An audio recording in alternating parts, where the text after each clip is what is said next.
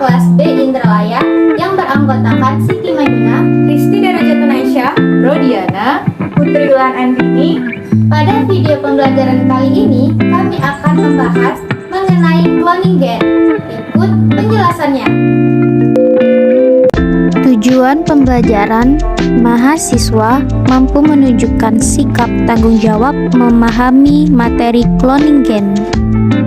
Materi singkat. Cloning gen dilakukan untuk menyatukan suatu gen untuk mendapatkan sifat unggul tertentu dari suatu spesies. Cloning reproduksi dilakukan untuk menghasilkan klon yang sama persis dengan induknya. Mengkloning berarti membuat salinan yang identik. Cloning DNA melibatkan pemisahan gen tertentu atau segmen DNA dari kromosom, menggabungkannya ke DNA vektor.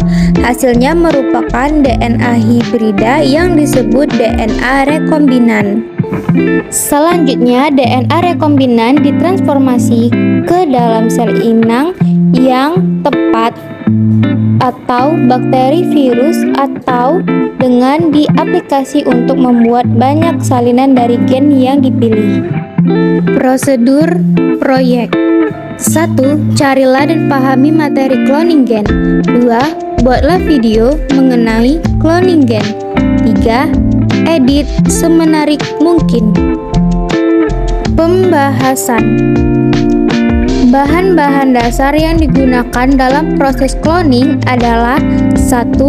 Fragmen DNA yang merupakan gen target yang akan dikloning. Yang kedua, vektor yang merupakan molekul DNA untai ganda, melingkar atau linier yang dapat menghasilkan molekul DNA rekombinan dalam proses cloning. Yang ketiga, sel inang yang merupakan sel hidup yang mampu ditumpangi oleh vektor asli atau rekombinan.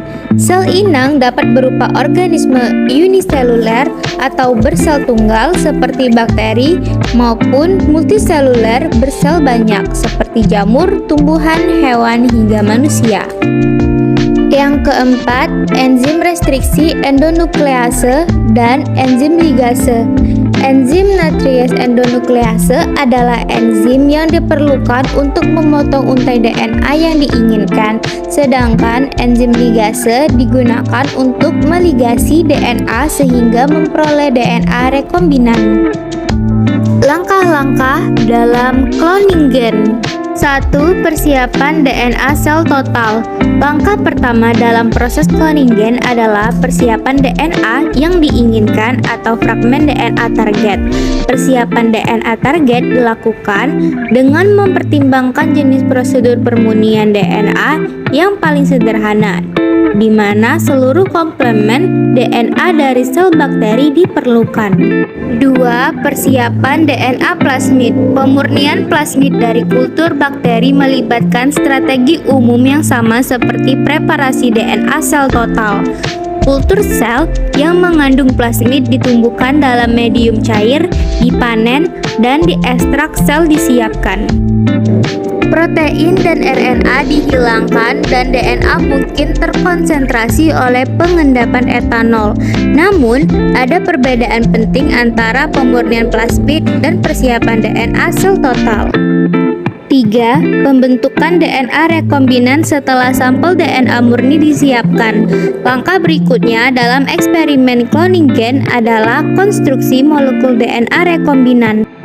Untuk menghasilkan molekul rekombinan ini, vektor serta DNA yang akan dikloning harus dipotong pada titik-titik tertentu dan kemudian digabungkan bersama secara terkendali. Selain dipotong dan digabungkan, molekul DNA dapat diperpendek atau diperpanjang, disalin menjadi RNA atau menjadi molekul DNA baru, dan dimodifikasi dengan penambahan atau penghilangan gugus kimia tertentu. 4. Transformasi.